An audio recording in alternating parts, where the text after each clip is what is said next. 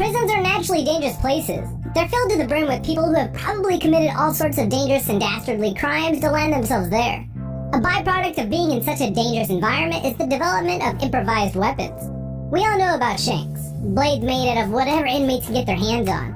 But it turns out that the list of weapons that some prisoners design are much worse than just knives, and some of them can be used with deadly consequences.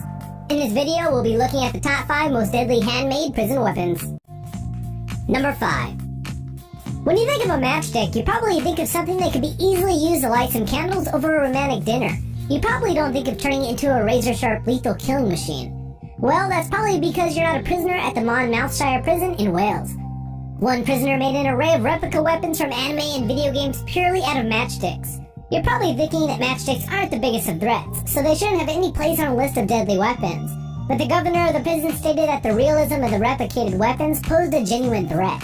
They had been sharpened over months of work so that the edges were as razor sharp as they would have been in the games and shows, so they could have been used to threaten both other prisoners and staff members. The guy had made versions of the Buster Sword from Final Fantasy VII and Squall's Gunblade from Final Fantasy VIII. What's actually pretty cool is the workmanship that went into the weapons, because not only were they sharp enough to do some serious damage, they all looked really authentic and well made. The Gunblade even featured a revolving barrel.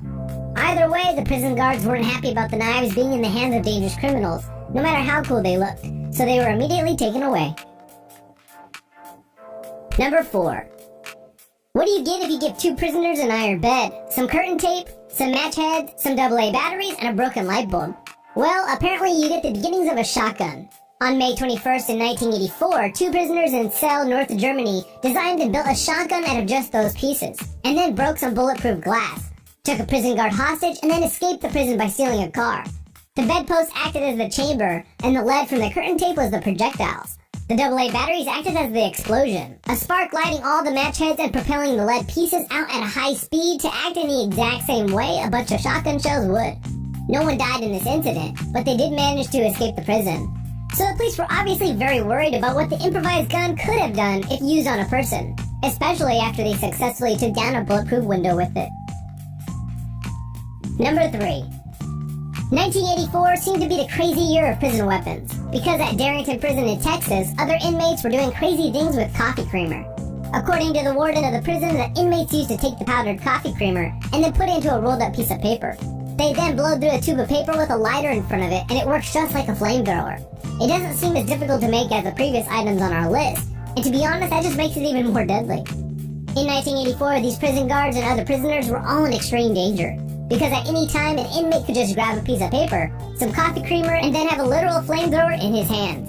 It's crazy that the prison didn't end up burning down with the amount of flames that must have been going around. Number 2. This razor whip might not look too scary at first glance, but when you realize what's actually going on, you might start to realize just how dangerous it is. The weapon is loosely based off of a Chinese chain whip, and can be just as deadly. The real version of the chain whip is used in modern and traditional wushu, and is made up of several metal rods joined together by flexible chains with a point at the end for slashing the opponent. The prison version found in the Sant Fu jail in 1996 is basically a wooden stick with a bit of rope, some razors, and a piece of metal on the end. While it's nowhere near as well made as the Chinese chain whip, the razors are still deadly sharp and could cut a person to pieces if it was used correctly. The whip in question was found in the cell of a drug-addicted inmate after he attempted to extort a higher ration of the drug methadone by threatening a female prison guard with a knife. Number 1. It doesn't sound like something that could be used as a weapon, but water can actually be one of the most deadly things in a prisoner's arsenal. Some inmates create improvised water bombs by filling up plastic bags with water. This has a result of making the bags really heavy, and even if it is just water, a heavy thing dropped on you can do some serious damage. To put it into perspective, a grocery bag can hold up to 44 pounds of water, which is almost around 3 bowling balls worth of weight. Imagine that much weight hitting you after being dropped from the very top of the prison. The bag of water would reach 77 miles an hour and hit you with a lot of force. At San Quentin State Prison, this scenario is exactly what happened. A heavy bag of water had been dropped from the 5th tier of cell blocks all the way down onto another inmate. The victim was taken away in an ambulance with serious injuries, and apparently very nearly died. It just goes to show that even the simplest of items can be improvised into deadly weapons in a prison environment.